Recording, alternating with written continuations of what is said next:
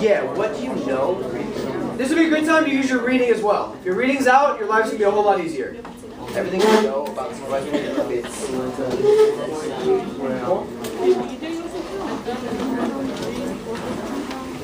What's the list? Yeah. Just list as much as you can that fits in that category. In the brainstorm section. Whoa. No, nice to have like a modified budget. Yeah, there you go. But be as specific as possible.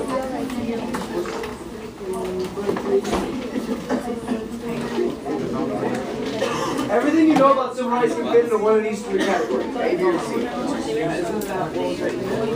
Oh yeah, there's the boycott. No, I can't. I know that. Just A for now. The boy, yeah, let's boycott. Be specific as possible.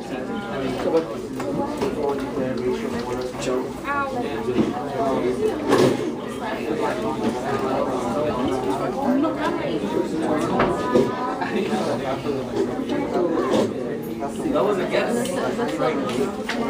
That was that four right. Come on.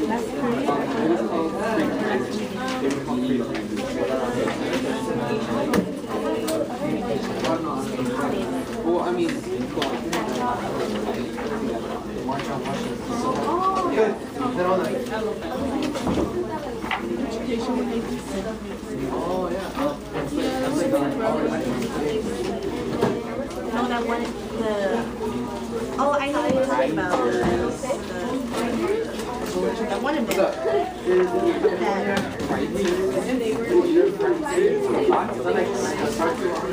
Yes, that's correct. That's fine for I prefer it lighter. Yes.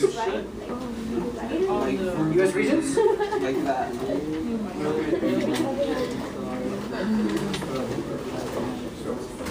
The market. Declared racial school in the Constitution. So it's like that was a qualified white guy sued and says like I didn't get into Berkeley because you saved 150 whatever spots for minorities.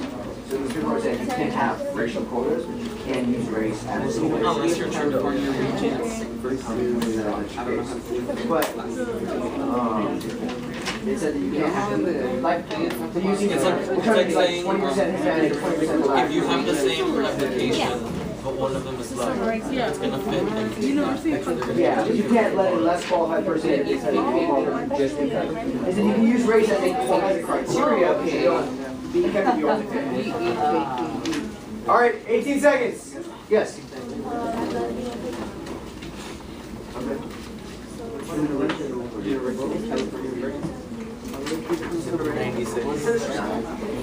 5 seconds. Hey, you fill out the whole box.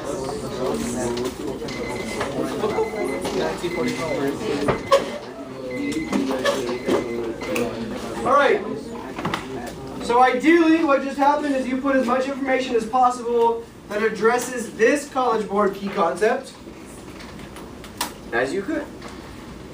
Now, it's funny, the key concepts are in general quite vague, but when it comes to the civil rights movement, they mention MLK, which is pretty specific. They mention the Civil Rights Act of 1964, and they mention Brown v. Boyd. So there's a reason that I get right to the point on civil rights, and it's because the College Board does the same thing. So, talk to me. Give me something you put onto this list, Mena.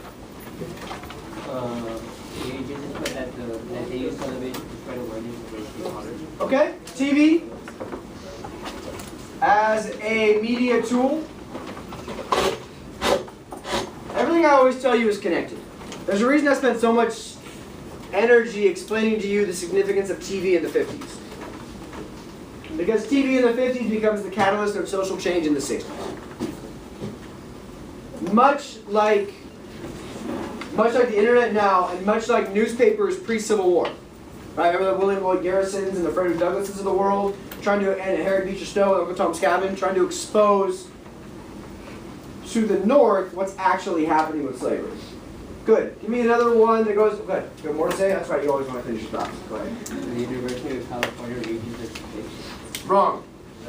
Yeah, that's more about quotas being unconstitutional. It's not. Yeah, but it's a. We'll come back to that when we get to affirmative action. So, more specific civil rights stuff. Carlos, go. It feels like boycott, Boycotts, such as? Montgomery. Montgomery bus, where that's the Rosa Parks situation where she gets kicked out of her seat, and MLK and company says no, we just won't ride your buses for over a year. It works a lot of times. So yeah, it's a lot of tax revenue, empty buses. Yes. Selma, good. Well, why don't we put marches in general? Because that's a whole subcategory. Let's do Selma. What other marches? March on Washington twice. Oh, dang it. Now, for extra bonus points, who's in charge of the first March on Washington? I won't. Who you? No. Something like that.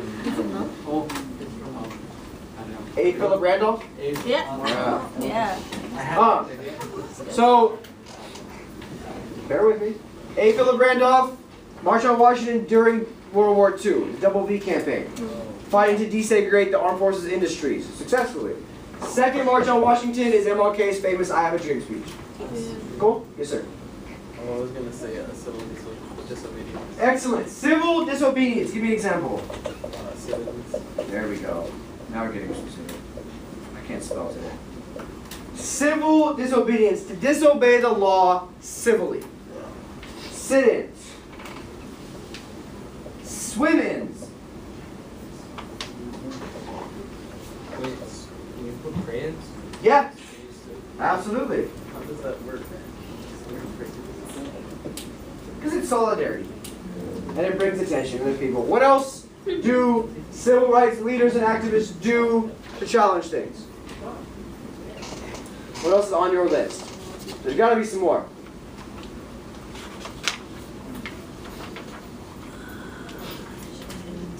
Put a person. Who? Malcolm X. Malcolm X. Sure. Non-violent. I'm going to leave him over here for now. Yeah, that's what I was going to say. Because Isn't that more words? He does not. just because he's involved in civil rights doesn't mean he fits on this category. Yeah. But he'll fit on C. You guys are, like, when this third period, the whole wall was filled. Like, what else do civil, you have the chapter in front of you, you have all your reading questions, what else is done?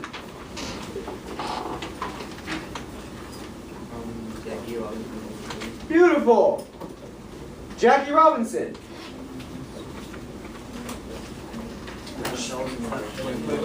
It does. Direct action. Non-violent responses to being treated very violently. Jackie Robinson fits because we can compare him to like desegregating the military, and then it's something America's very proud of. I missed it. And then in this case, showing that. Yes. Can you say Muhammad Ali? Why? Well, because he's part of the Black Power movement. Then again, not going to fit in with. That's not non-violent. Yeah. You said the Zoot Zoot Suit riots? Yeah, not as much. What else do we have that fits? Freedom Riders, thank you. Excellent. Violent. They're non-violent. The Freedom Riders. No, he was talking Oh, about something else. what'd you say? He said Robert Red. So Yeah, definitely not. Freedom Riders has to be on there because they're going to willingly ride Greyhound buses into the South, knowing they're going to face violence, and then face a ton of violence. Again, to attract media attention. To expose problems. Can you read those gates from one to nine? Yeah, Little Rock 9, absolutely. Being willing to go and integrate a school even against violence and intimidation. Good. So let's put up my list now. Whose do you think is longer, yours or mine? I read the chapter too. So let's talk about these things. Again, these don't all need to be on your paper. You just need to have the ability to summarize how all of them apply to this. So I summarized the key concept from the College Board into my own words. So this is what civil rights leaders wanted. They wanted an end to Jim Crow and segregation. this status of second-class citizens across all parts of public life. They wanted an end to the lack of voting and civil rights. They wanted an end to sharecropping. And they wanted an end to institutionalized racism. You could argue that on a legal and political standing, the civil rights movement accomplished that, and that. But a movement is unable to accomplish that in the span of time in which the civil rights movement took place. It just is. We can't legislate racism. Because now we're legislating people's thoughts. We try. So, we start this conversation for this key concept with A. Philip Randolph, his March on Washington. Well, we mentioned that. Good. Good for us. Well done. Executive Order 8802, which ends segregation in armed forces. This is in military industry, so this is FDR. Good. Executive orders we did not mention. The Double V campaign we mentioned. Right? Victory over fascism abroad. Victory over racism at home. We fight World War II for this beautiful platform. We're going to fight for the 4 freedoms. Freedom of speech, freedom of expression, freedom from fear. And African Americans take this ideology and say, if we're going to fight all that stuff, why don't we start here? During the war, the Congress of Racial Equality is formed to push for racial equality. They are one of the important acronyms we have to know. And they are in charge of the Freedom Riders. Jackie Robinson. Good job. He's up here. An important court case that's not mentioned much is McLaurin versus Oklahoma, in which, for the first time we see his name, Thurgood Marshall argues that segregation on the campus of the University of Oklahoma is unconstitutional. They win. Thurgood Marshall gets his good name. He later argues for Brown v. Board and later becomes Chief Justice of the Supreme Court. Brown v. Board we've talked about. That's on the list as well. Rosa Parks and the bus boycott. That's on the list as well. Good job, guys. And with the bus boycott, the civil rights movement really turns into a higher gear because they see what's possible when they organize. They see that the only way this movement's going to work is if we're all on the same page. They formed the SCLC, another important acronym for you today, the Southern Christian Leadership Conference, headed by Martin Luther King Jr., and they duplicate what they did in Montgomery in small towns all across the South. Not just boycotting buses, but in calling attention to what's being done in more organized numbers. One of the reasons that the civil rights movement works is organization. It is. It's really hard to make change when you're not organized. Once Montgomery is successful, we start to see sit-ins that begin in Greensboro, North Carolina, where college students largely go to lunch counters not allowed to sit at, and they just sit down. Now what does that force the store owner to do? Kick them out, or or let them stay. And in a sense, it's a win-win. Right? A lot of them get beaten and it's terrible when they go to jail, but then they win because that calls attention, and the news starts covering it, and they get famous because of it. Or if the restaurant owner gives in, then they win. So sit-ins are impressive to me because they're in general done by college students in small southern towns. But they're cool because you don't need a lot of people. You need 10,000 people to march on Selma, Alabama. What do you need for a lunch counter? 15? Yeah. So it's a beautiful thing because it's done by students like you who are like, I'm not going to stand for this anymore, so I'm just going to do something about it. And they're contagious. Because once the news media covers one, and the public's outraged, students all over the South and in the North are like, well, we can do that too. We don't need MLK to do that, we just need to go do that. So the sit-ins become incredibly contagious. They translate them to, as I told you guys, swim-ins and pray-ins and all kinds of ins. You're telling me I can't do that there? I'm going to do that there. And in 1960, there's the founding of SNCC, the next important acronym. Maybe the most important acronym. The Student Nonviolent Coordinating Committee. By young student activists, largely in the South, that are training the next generation of activists. And a whole bunch of the important names of this time period are organized through SNCC. Now these guys and these guys don't always get along, but they're always on the same mission, to get as much civil rights action as possible. A couple more. In the early 60s, CORE, Congress on Racial Equality, they begin the Freedom Rides. Very important. In which they are getting on interstate buses. It's interstate for a reason, because they know the federal government can regulate interstate commerce. And saying to the federal government, like, we're going to ride this bus, and we're going to get absolutely destroyed. And when we do, we win because they look bad, or we don't and they look bad. So with the Freedom Rides, they're facing beatings, they're facing arrests across the board. The KKK re-rises in this time period for the third time. All right, what's our first era of the KKK? Remember? Reconstruction. What's our second? 1920s. Right, Red Scare, anti-immigrant, anti-Catholic, anti-women, anti-alcohol. And this is our third iteration of that same KKK. So they re-rise and they do a lot of damage to these movements. With the Freedom Rides, African American civil rights activists are asking JFK for help, who's president at this time, and he doesn't want to. He doesn't want to send federal marshals to make sure they're safe.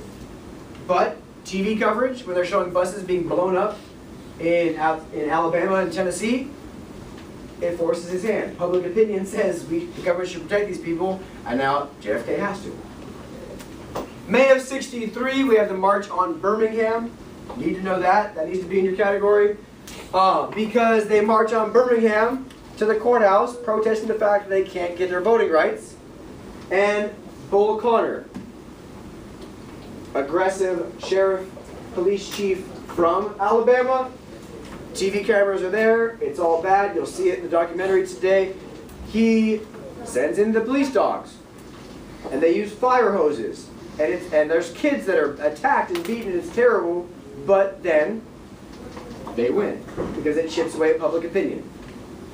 This is when JFK goes to jail and writes his very famous letter from a Birmingham jail, which basically says, we're doing the right thing.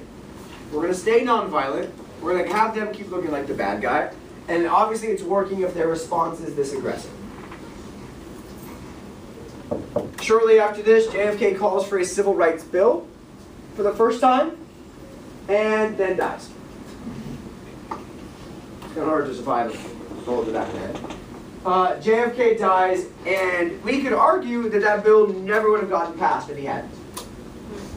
LBJ capitalizes on his death and the public opinion, and they get shortly thereafter, the Civil Rights Act of '64 passed, outlawing segregation. So that's a big deal. That's a big check in our A category. Shortly before, MLK and others lead the March on Washington, where he delivers his famous I Have a Dream speech.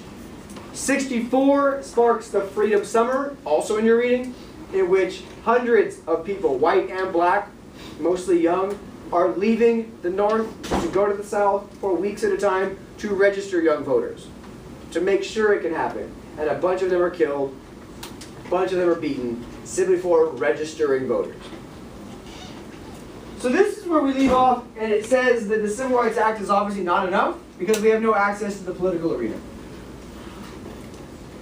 In March of '65, we have the very famous March on Selma with Bloody Sunday, in which hundreds of people are beaten. A Catholic priest, for example, dies. He's beaten to death for simply coming to support the civil rights movement. A middle-aged woman is killed. And it takes place in the public eye. It takes place in the public eye, which means that as all of America watches, the South is exposing itself in these rural areas as what they are. Sorry for the interruption. At this time, we need all boys volleyball. Having a 215. Come to the main office with your devices. 207. And also the cheerleaders, please come down with your devices to the main office. Thank you. So, after Selma, we're in a place where LBJ kind of has his hand forced into pushing for a Voting Rights Act. Because African Americans have shown they are not going to back down from violence, and the South has shown that they're not going to back down from African American protesters. So LBJ is stuck in this middle place, and he decides he's going to push for a Voting Rights Act, despite the fact that he was at first hesitant to do so. We're going to watch his speech to Congress.